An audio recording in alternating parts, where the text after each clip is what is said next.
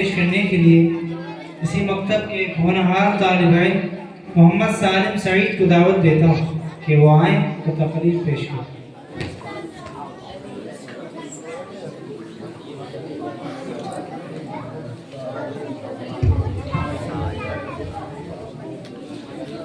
الحمدللہ بکرۃ واسیلا والصلاة والسلام علی محمد وآلہ واصحابہ سلام جمیلا۔ اما بعد، قال النبی صلی اللہ علیہ وسلم لکل شیء علم وعلم الایمان الصلاۃ۔ محترم حضرات، اس حکیم سراپا تقسیم نے آپ کے سامنے ایک مختصر سی حدیث پڑھی جس کا ترجمہ یہ ہے۔ سرکار دو عالم جناب محمد رسول اللہ صلی اللہ علیہ وسلم نے ارشاد فرمایا کہ ہر چیز کا ایک نشان ہوتا ہے اور ایمان کا نشان نماز ہے۔ حضرات، دنیا میں بھانت بھانت کے لوگ اور قسم قسم کی پارٹیاں ہیں۔ کوئی عربی ہے تو کوئی ایرانی، کوئی فرانسیسی ہے تو کوئی جاپانی، کوئی چینی ہے تو کوئی ہندوستانی، کوئی افغانی ہے تو کوئی پاکستانی۔ اسی طرح آپ کے ملک میں مختلف پارٹیاں ہیں۔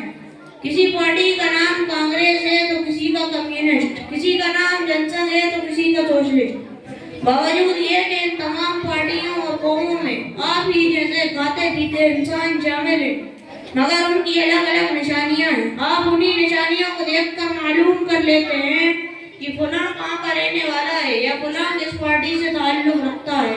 یہ تو گفتگو ہوئی ان چیزوں کے بارے میں جو ہماری نگاہوں سے گزرتی ہیں، مگر کچھ چیزیں ایسی ہیں جو ہماری ظاہری آنکھوں سے نظر نہیں آتی، مگر ان کے کچھ نشانات ہوتے ہیں جن سے ان کے وجود کا پتہ چلتا ہے۔ مثال کے طور پہ ہوا دکھائی نہیں دیتی، مگر جب پتیاں ہلتی ہیں تو پتہ چلتا ہے کہ ہوا چل رہی ہے۔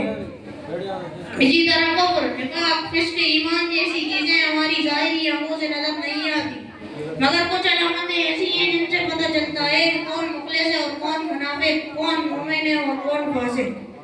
اس حدیث میں ایماندار کی یہ نشانی ہے کہ وہ نماز پڑھتا ہے، روزہ ہے چند مخصوص دن کے لیے، حج و زکوٰۃ ہے صرف دولت مندوں کے لیے۔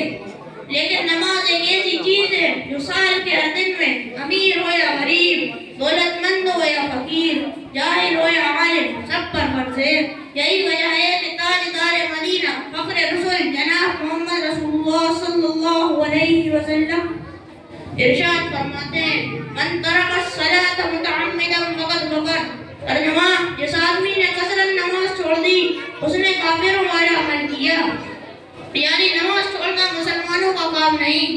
مرد مسلمان سب کچھ چھوڑ سکتا ہے لیکن نماز چھوڑنا اس کے لیے گوارا نہیں ہونا چاہیے۔ یہی وجہ ہے کہ آج باوجود مسلمان کہلانے کے ذلیل و خوار ہیں، دنیا میں ذلت و نکبت ہمارے ساتھ لگی ہوئی ہے۔ اگر یہی افراد اور مقصد میری کامیابی کو منہ نہیں دیکھ پائیں گے، ہمارا کام کہنا ہے کاش آپ سنیں اور اس پر عمل کریں۔ آمین۔ وآخر دعوانا ان الحمد للہ رب العالمین۔